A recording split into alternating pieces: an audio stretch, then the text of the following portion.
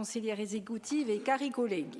Alors, quand on parle de mobilité, on ne parle pas seulement de routes de transport. Et ce projet, justement, de voies douces, c'est une autre manière et une autre façon d'habiter notre île, notre capacité à préserver ce qui fait notre richesse, nos paysages. Je dis souvent que la Corse est un musée à ciel ouvert, bon, c'est une réalité, et ça va nous permettre une qualité de vie différente et ça va valoriser notre identité. Alors, sans surprise, évidemment, la Jaxène que je suis, mais aussi surtout l'élu territorial, souhaite que ces projets se développent sur tout le territoire. Mais je reviendrai sur cet axe de voie douce Ajaccio-Porticcio et plus particulièrement l'aménagement de la section entre l'échangeur de Bastilicac à Centro di Porticcio.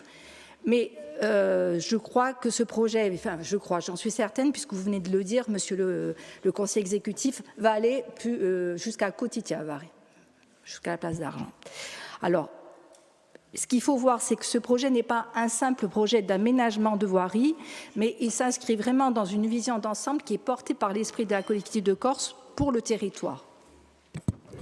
Nous savons tous que cet axe Ajaccio-Porticcio, souvent, il est saturé. Bon, maintenant, ça va beaucoup mieux depuis qu'il y a eu les travaux au rond-point dit de Socordis et la circulation, elle est beaucoup plus fluide. Mais, donc, cette voie douce, elle reste vraiment une véritable alternative à la voiture individuelle.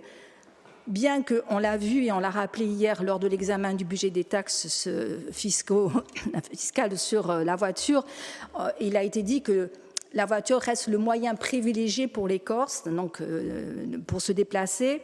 Puis aussi, il y a un attachement particulier à la voiture. Le Corse a un attachement particulier à la voiture. Bon, je ne vais pas faire une étude zoologique là-dessus, mais c'est vrai que nous, quand on se déplace, qu'on va dans les grandes villes, on peut marcher pendant des heures et on trouve ça tout à fait normal. Et puis quand on revient chez nous, on a le réflexe de prendre la voiture pour faire 2 pas. Et évidemment, je m'inclus dans ce constat. Mais comme j'essaye de changer de comportement, comme moi, beaucoup de citoyens le font également. Et cette voie douce, donc, elle vise à encourager ceux qui souhaitent changer leur habitude, opter soit pour le vélo, la trottinette ou aller à pied. Et tout ça, c'est proposé dans des conditions de sécurité, de confort optimal. Par exemple, un adolescent qui emprunte un vélo et qui veut rejoindre les Salines, il ne va jamais se retrouver sur la 4 voies. Son parcours sera sécurisé et ça, c'est quand même vraiment une avancée importante. Alors, au-delà de la mobilité, il s'agit aussi d'un projet de cohésion territoriale. Et cette voie douce, elle va tisser des liens entre les différentes communes du Grand Ajaccio, Bastilicac, Ciccica-Soare, le Grosseto-Pugno, etc., qui va permettre donc aux habitants de mieux s'approprier l'espace de vie et générer donc forcément plus de proximité.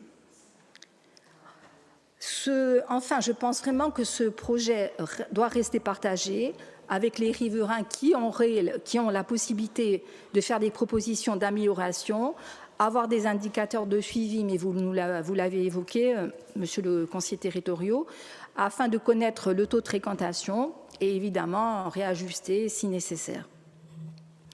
Alors, je dirais qu'aussi, c'est important, il y a une coopération étroite entre la collectivité de Corse et les communes concernées et les acteurs de terrain, témoigne vraiment qu'ensemble, on arrive à trouver des solutions locales pour un territoire solidaire et durable. Alors, cette voie douce, j'en suis convaincue, c'est un axe essentiel pour la mobilité active dans le Grand Ajaccio. Elle permettra de se déplacer autrement, de mieux vivre et de respirer, ça c'est pour imaginer, plus librement, parce qu'il y a cette dimension écologique et di sicuro, par la nostra terra, ma di no, para la gioventù qui viene. A ringraziarvi.